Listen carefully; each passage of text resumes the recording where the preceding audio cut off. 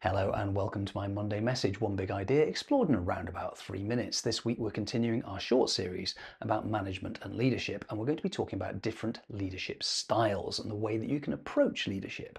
And based on the work of Blake and Moulton in the 1960s, it's kind of useful to look at your leadership style as a sort of balance between a people focus and a production focus or task focus, if you will.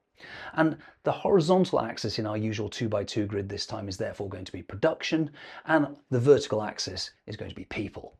So if you imagine something in the bottom left-hand corner, that's what we'd refer to as impoverished management. So basically it's a management vacuum. Really, you're kind of just letting people go and do their own thing, and you're not really focusing on them, but you're not really focusing on tasks or outcomes either, which sort of feels like your hands are not on the wheel and yet you're still in the driving seat of the car where you really ought to be trying to get a grip of things.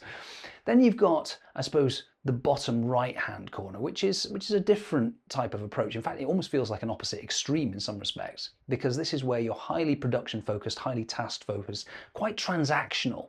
And this is what you would call authoritarian leadership or a transactional leadership style. And it's really where you're not focused on the people side of things at all.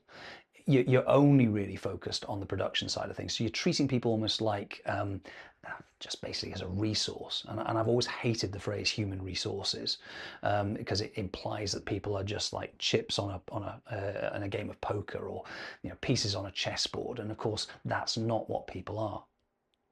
But then you've got the other extreme, which is up on the top left-hand corner, which is a high people focus and a low production focus. And this is what Blake and Moulton would have referred to as country club management. Now, it would be lovely to think that the opposite to transactional leadership would be more transformational leadership, but actually if you're only focused on people and not focused at all on production, you don't end up with anything other than a country club.